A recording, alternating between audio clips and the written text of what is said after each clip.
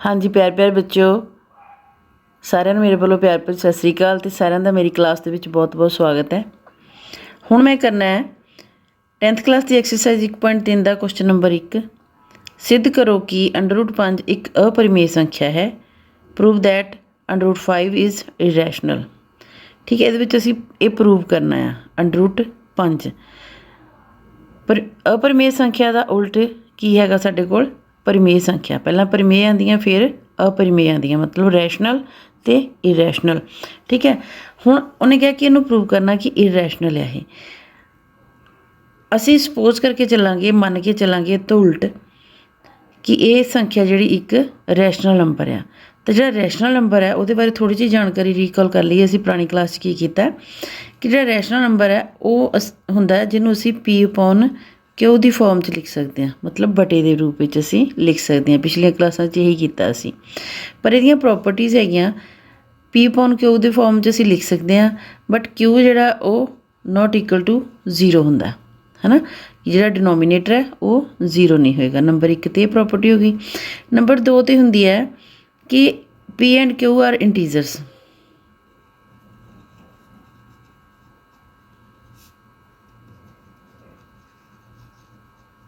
Integers ਹੁੰਦੇ ਆ, ਮਤਲਬ P ਅਤੇ Q ਸੰਪੂਰਨ ਸੰਖਿਆਵਾਂ ਹਨ।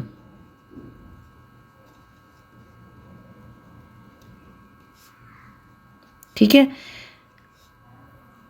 ਨੰਬਰ 3 'ਤੇ ਹੁੰਦਾ ਸਾਡੇ ਕੋਲ P&Q ਆਰ ਕੋ ਪ੍ਰਾਈਮ ਨੰਬਰ। ਠੀਕ ਹੈ, P ਅਤੇ Q ਸਹਿਭਾਜ ਸੰਖਿਆਵਾਂ ਆ।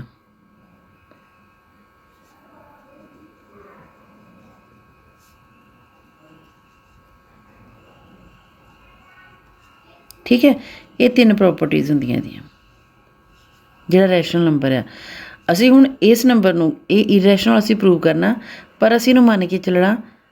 ਪਹਿਲਾਂ ਅਸੀਂ ਸਪੋਜ਼ ਕਰਾਂਗੇ ਕਿ ਇਹ ਰੈਸ਼ਨਲ ਨੰਬਰ ਆ, ਫਿਰ ਰੈਸ਼ਨਲ ਨੰਬਰ ਦੀਆਂ ਇਹ 3 ਪ੍ਰੋਪਰਟੀਜ਼ ਜਿਹੜੀਆਂ ਆ ਇਹਦੇ ਵਿੱਚੋਂ ਕੋਈ ਇੱਕ ਪ੍ਰੋਪਰਟੀ ਜਿਹੜੀ ਆ ਅਸੀਂ ਉਹਨੂੰ ਤਰਕ ਦੇ ਆਧਾਰ 'ਤੇ, ਠੀਕ ਹੈ, ਵਿਦ ਪ੍ਰੂਫ ਅਸੀਂ ਉਹ ਸਿੱਧ ਕਰਦਾ ਕਿ ਉਹ ਪ੍ਰੋਪਰਟੀ ਉਹਦੇ ਵਿੱਚ ਨਹੀਂ ਹੈ।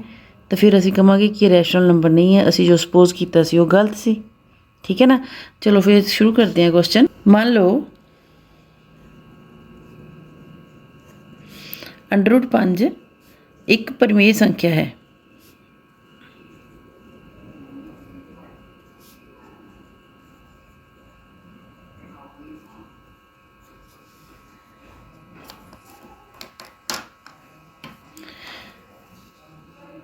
If possible,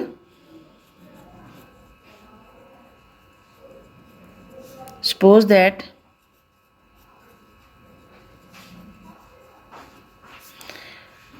√5 is a rational number.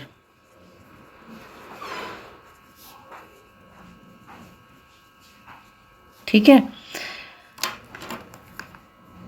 therefore इसलिए √5 इज इक्वल टू P/Q। ठीक है, इनू असी एक नंबर रख लाँगे। ये सामने असी प्रॉपर्टीज़ यही लिखांगे जिथे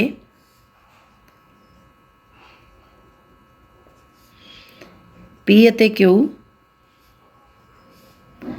संपूर्ण संख्यावां हैं।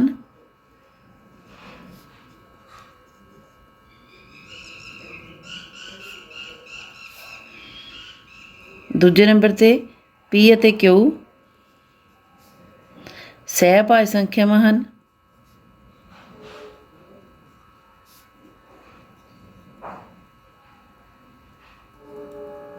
ਅਤੇ Q बराबर 0 नहीं है। इंग्लिश लिखांगे where P&Q are integers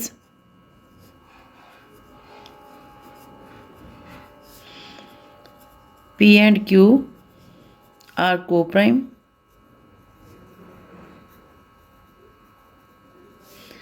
and Q is not equal to 0।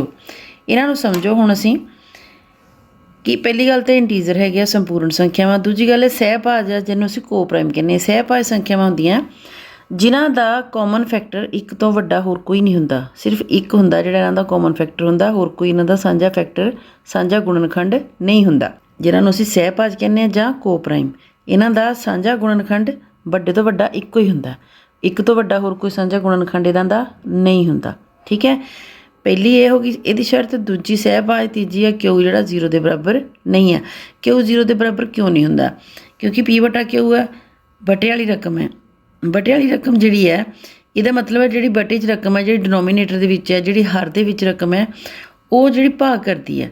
ठीक है, ਜਦੋਂ ਅਸੀਂ ਭਾਗ ਕਰਦੇ ਹਾਂ, ਮੰਨ ਲਓ ਅਸੀਂ ਸਾਡੇ ਕੋਲ 15 ਹੀ ਆ, 15 ਨੂੰ ਅਸੀਂ 3 ਨਾਲ ਭਾਗ ਕਰਾਂਗੇ ਤਾਂ 3 ਪੰਜੇ 15, ਇਹ ਘਟ ਗਿਆ, ਘਟ ਕੇ 0 ਬਚ ਗਈ। ਘਟਿਆ ਨਾ, ਇਹ ਭਾਗ ਦਾ ਮਤਲਬ ਅਸੀਂ ਘਟਾ ਰਹੇ ਹਾਂ ਕੁਛ। ਤਾਂ ਜੇ ਅਸੀਂ 15 ਨੂੰ 0 ਨਾਲ ਭਾਗ ਕਰੀਏ ਤਾਂ 0 ਏਕਮ 0, कुछ घटिया, एक चो 0 घटाई, एक बचिया ना बाकी, फिर मुड़ के फिर असी कर लीए भावें 0 ना आया 0 ही होनी है, फिर एक बच जाना। एक कुछ घट ही नहीं रहा, तो जो कुछ घटे तो ही उपरों 5 उतारीए ना, असी भाग होंदी नहीं है, 0 नाल भाग नहीं होंदी। इस करके 0 नाल भाग होने वाली कोई भी संख्या जिहड़ी है वो एग्जिस्ट नहीं करती। ठीक है, वो संभव नहीं है कि 0 नाल कोई रकम जिहड़ी है वो भाग हो जाए। ठीक है, ये 3 शर्तां हो गई।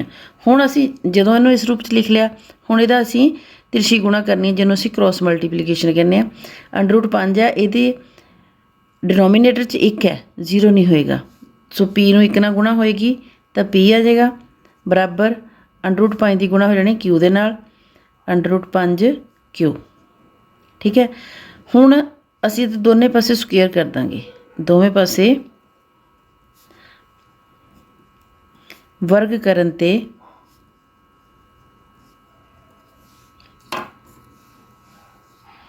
स्क्वेयरिंग बोथ साइड्स,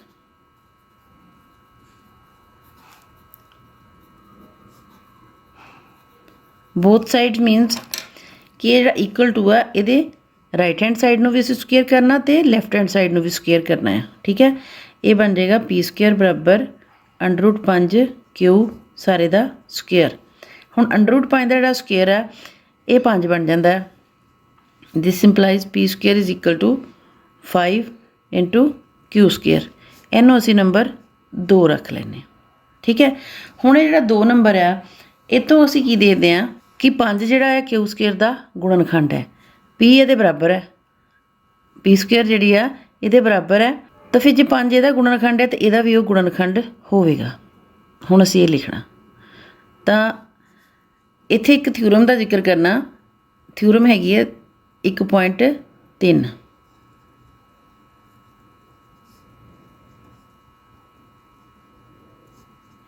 तीन के अनुसार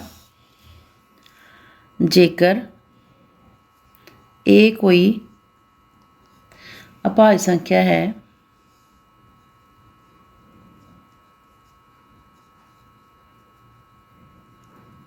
अते ए पी स्क्वेयर नूं भाग करदी है तां ए पी नूं भी भाग करेगी।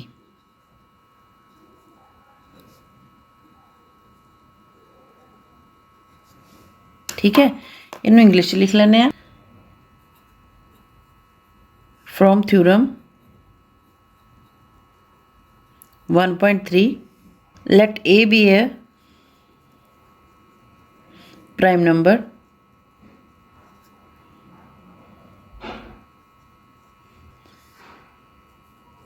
if a divides p square then p divides then a divides p also। ठीक है, हुण ये असी थ्योरम का रिजल्ट लिख लिया इत्थे, ये थ्योरम का रिजल्ट असी इत्थे वरतना। हुण क्योंकि इधर पी स्क्वेयर है, इधर 5 क्यू स्क्वेयर है, दोनों इक्वल है, तो 5 जिहड़ा क्यू स्क्वेयर का गुणनखंड है, इस करके पी स्क्वेयर का भी गुणनखंड होएगा। ठीक है, अंडरस्टूड है कि दोनों रकमां बराबर हैगियां। हुण असी लिखांगे because 5 is a factor of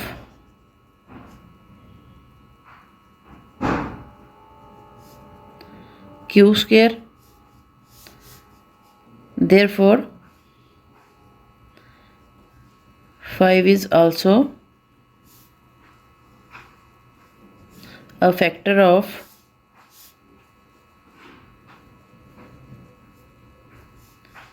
p square. ठीक है, this implies 5 divides p square. ठीक है, क्योंकि 5 क्यू स्केयर का गुणनखंड है, इसलिए 5 पी स्केयर का भी गुणनखंड होवेगा। ठीक है, इसका मतलब है दिस इंप्लाइज 5 पी स्केयर नूं भाग करेगा। ठीक है, हुण असीं लिखना थ्योरम 1.3 तो, ठीक है, 1.3 तो थ्योरम तो असीं की रिजल्ट लेना, जेकर 5 पी स्केयर नूं भाग करता है तां 5 पी नूं भी भाग करेगा। यही बोलिया ना उन्हें कि जेकर कोई अभाज्य संख्या ए है, इत्थे 5 सीगी साडी कोल अभाज्य संख्या, ए पी स्केयर नूं भाग करदी है, पी स्केयर नूं भाग करदी है ना, तो फिर ए जिहड़ी आ वो पी नूं भी भाग करेगी। ठीक है, तो असीं इत्थे लिख दिता, इहनूं इंग्लिश च भी लिख लैंदे आ, from theorem 1.3 if 5 divides p square then 5 divides p also। ठीक है, ये हुण असीं इत्थे कर दिता कि 5 जिहड़ा वो p नूं डिवाइड करेगा, इसलिए 5 p दा गुणनखंड होवेगा, तां ही डिवाइड करेगा ना उन्होंने। Therefore 5 is a factor of p। ठीक है, 5 p का फैक्टर होया जे, तो फिर असीं की लिख लांगे, this implies p is equal to 5k। क्यों लिखिया सी p is equal to 5k? हुण कोई रकम है,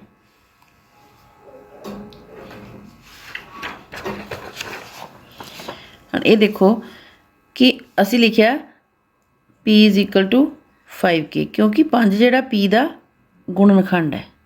हुण मैं एक इत्थे रकम लिख देनी, देखो 65 है, 65 नूं तुसीं मन के चलो कि p है, सपोज कर लो, एक उदाहरण दे रही हाँ, 65 नूं असीं मान लिया p है, तो 65 नूं असीं इदां भी लिख सकते हैं 5 गुणा 13।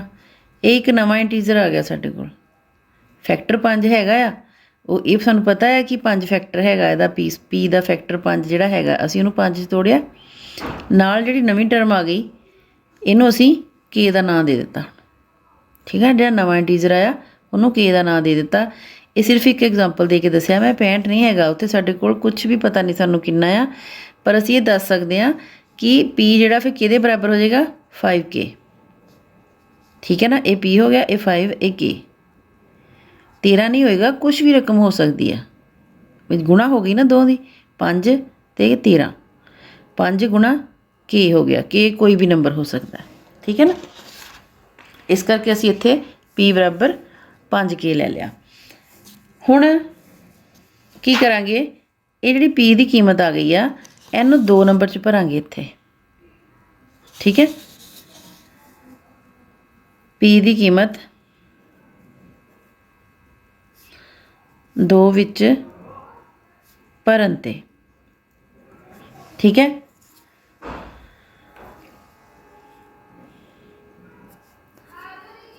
Put the value of P in 2 second च असीं भर देनी है जी सैकेंड समीकरण असीं दा नाम लिखिया। हुण पी स्क्वेयर है, पी की वैल्यू हैगी 5K, ये हो जाना साडे कोल 5K दा square is equal to 5Q। इत्थे 5K स्क्वेयर हो गया बराबर 5Q स्क्वेयर।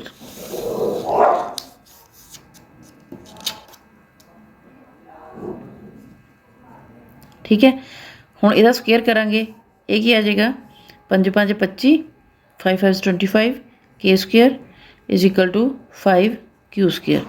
हुण 5 नाल कट जाना, 5 1 5, 5 5 25, ये साडे कोल आ गया 5K स्क्वेयर बराबर Q स्क्वेयर।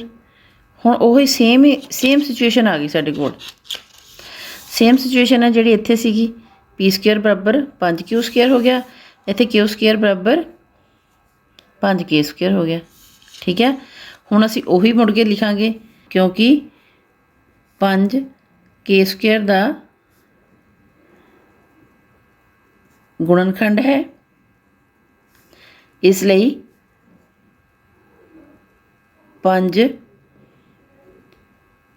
स्क्वेयर दा भी गुणनखंड होवेगा। ठीक है, जे Q स्क्वेयर का भी गुणनखंड होवेगा तो जिहड़ा 5 है वो Q का भी गुणनखंड होवेगा। इत्थे लिख लेंगे थ्योरम 1.3 तो, इत्थे असीं रिजल्ट लिखिया होया पहला उपर इहदा 1.3 का रिजल्ट इत्थे लिखिया, उही असीं इत्थे हिंट देना। ठीक है, हुण इहनूं इंग्लिश लिख लीए, because 5 is a factor of K square, therefore 5 is a factor of Q square also, and 5 is a factor of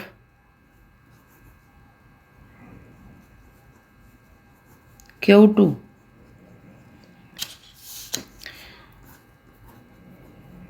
from theorem 1.3। ਹੁਣ ਅਸੀਂ ਕਿਸ ਕਨਕਲੂਜਨ ਤੇ ਪਹੁੰਚੇ ਹਾਂ ਕਿ 5 ਜਿਹੜਾ ਉਹ Q ਦਾ ਫੈਕਟਰ ਹੈ।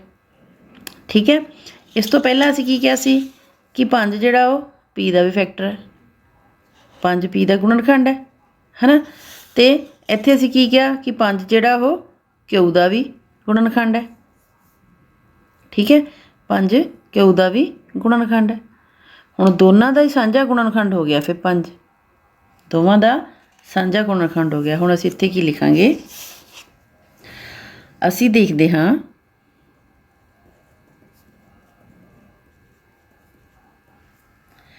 कि 5 P ਅਤੇ Q ਦਾ ਸਾਂਝਾ ਗੁਣਨਖੰਡ ਹੈ,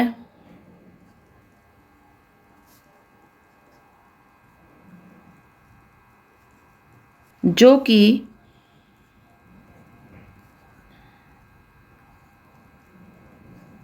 इस नियम की विरोधता करता है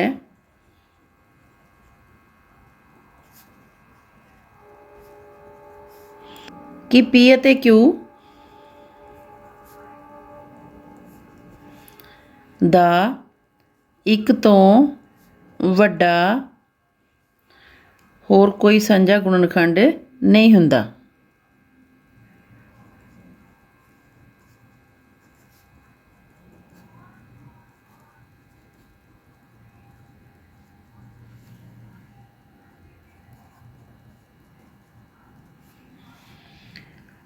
इस ਲਈ √5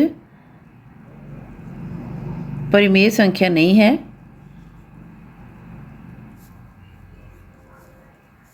ये एक अपरिमेय संख्या है।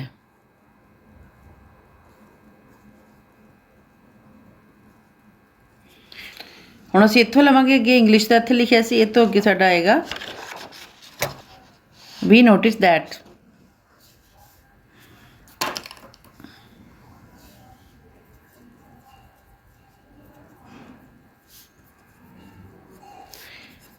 P and Q have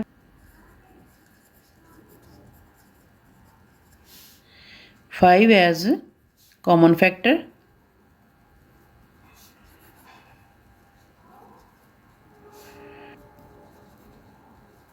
which contradicts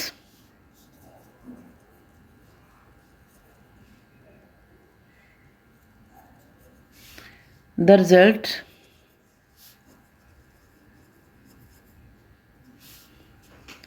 that P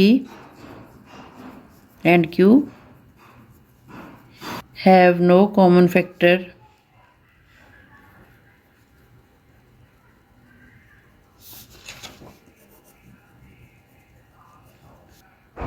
greater than 1.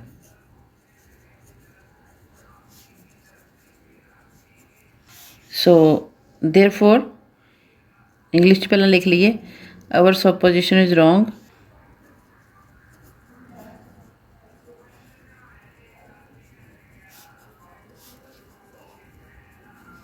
Therefore under root 5 is not a rational number.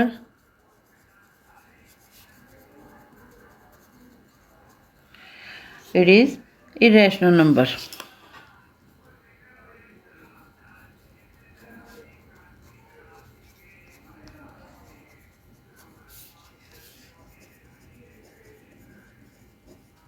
ठीक है, ये साडा क्वेश्चन जिहड़ा हुण कंप्लीट हो गया। पहला क्वेश्चन जिहड़ा कंप्लीट हो गया। जिहड़ा दूसरा क्वेश्चन है ना साडा,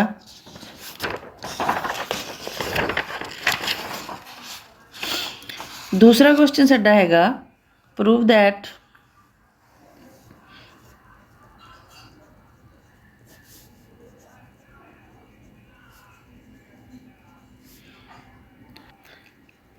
थ्री प्लस 2 अंडर रूट 5, दोबारा लिख लेने, 3 + 2 अंडर रूट 5 इज़ इरेशनल। ठीक है, सिद्ध करो 3 + 2 अंडर रूट 5 एक अपरिमेय संख्या है।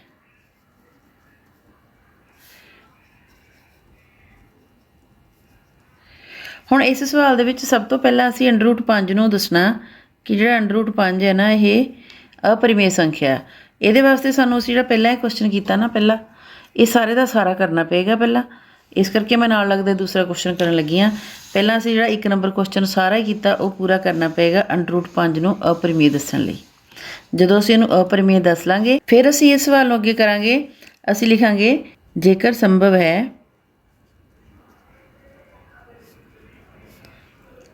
ਤਾਂ ਮੰਨ ਲਓ 3 + 2 अंडर रूट 5 एक परिमेय संख्या है।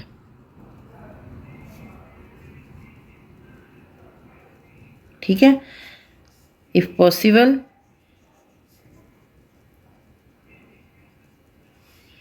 सपोज दैट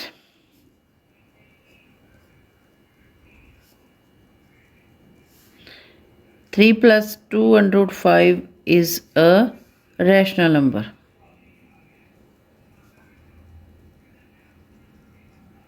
ठीक है, ਜਦੋਂ ਅਸੀਂ ਇਹਨੂੰ ਰੈਸ਼ਨਲ ਨੰਬਰ ਮੰਨ ਲਿਆ ਤਾਂ ਇਹਦਾ ਕੋਈ ਨਾਂ ਰੱਖ ਲਓ। ਠੀਕ ਹੈ, ਇਹਦਾ ਕੋਈ ਵੀ ਨਾਂ ਰੱਖ ਲਈਏ, ਲੈਟ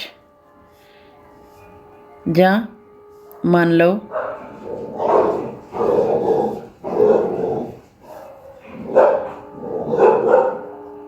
3 + 2 अंडर रूट 5 बराबर है m ਦੇ। ਕੋਈ ਵੀ ਜਿਹੜਾ ਰੈਸ਼ਨਲ ਨੰਬਰ ਆ ਅਸੀਂ ਉਹਦੇ ਇਕੁਅਲ ਲੈ ਲਿਆ ਇਹਨੂੰ। ਠੀਕ ਹੈ, ਹੁਣ ਅਸੀਂ ਕੀ ਕਰ ਲਾਂਗੇ 2 अंडर रूट 5 ਬਰਾਬਰ ਕਿਹਦੇ ਹੋ ਜਾਏਗਾ m। ਇਹ 3 ਇੱਧਰ ਆ ਕੇ ਮਾਈਨਸ ਦੇ ਹੋ ਜਾਣਗੇ। ਹੁਣ ਇੱਥੇ ਇਕੱਲਾ ਅੰਡਰ ਰੂਟ 5 ਰਹਿੰਦੀ ਹੈ, ਇਹ ਬਰਾਬਰ ਹੋ ਜਾਣਾ m - 3/2। ਠੀਕ ਹੈ, ਠੀਕ ਹੈ, ਇਹ ਨੰਬਰ ਇਹਦੇ ਬਰਾਬਰ ਆ ਗਿਆ। ਹੁਣ ਇੱਧਰ ਸਾਡੇ ਕੋਲ ਸਾਰੇ ਰੈਸ਼ਨਲ ਨੰਬਰ ਆ। ਹੁਣ m ਹੋ ਗਿਆ, 3 ਹੋ ਗਿਆ, -3 ਆ ਜਾਂ 2 ਹੈ, ਇਹ ਸਾਰੇ ਰੈਸ਼ਨਲ ਨੰਬਰ ਹੈ, ਸਾਰੇ ਪਰਿਮੇਯ ਅੰਕ ਹਨ। ਠੀਕ ਹੈ, ਇਸ ਲਈ m-3/2 ਇੱਕ ਪਰਿਮੇਯ ਸੰਖਿਆ ਹੈ।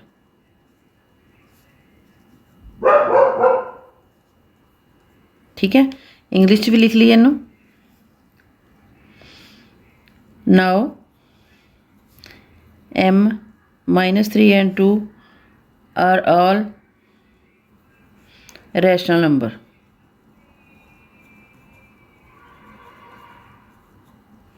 ठीक है, सारे रैशनल नंबर है। फिर की हो जाएगा, therefore m-3 is a rational number.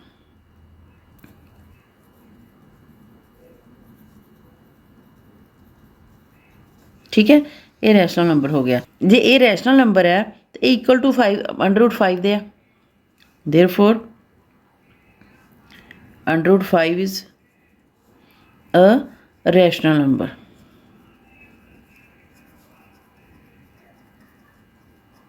ठीक है, ये क्योंकि 5 का अंडर रूट ये इक्वल है, जे ये रैशनल है तो ये भी रैशनल होएगा। फिर हुण साडी जिहड़ी सपोजिशन है वो रॉन्ग हो गई, जो असीं मन्निया सी वो गलत हो गया। ठीक है,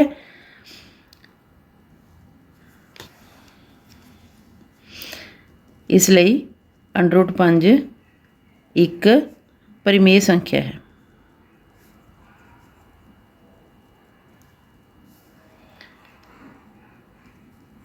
जो कि पहला सिद्ध कीते दा विरोध करता है।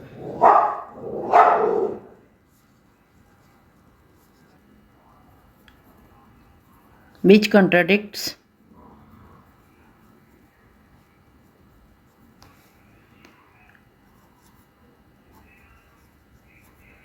already proven, ਜਿਹੜਾ ਪਹਿਲਾਂ ਪ੍ਰੂਵ ਕੀਤਾ ਹੈ ਉਹਨੂੰ ਇਹ ਕੰਟਰਾਡਿਕਟ ਕਰਦਾ ਹੈ। therefore ਸਾਡਾ ਮੰਨਣਾ ਗਲਤ ਹੈ।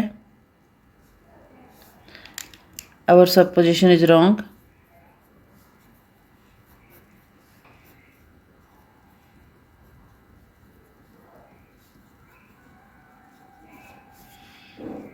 Therefore 3 plus 205 is irrational।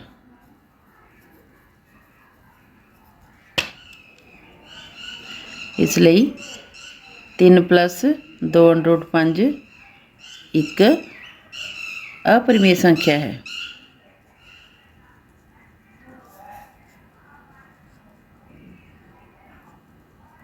ठीक है, ये हुण साडा पहला तो दूसरा क्वेश्चन जिहड़ा ये कंप्लीट हो गया। क्वेश्चन थोड़ा लंबा हो गया, पर क्योंकि सारी की सारी थ्योरी है इसलिए इनू चंगी तरह समझ के करना। सो अगले क्वेश्चन लिए असीं फिर अगली वीडियो बनावांगे। तद तक लई बाय बाय।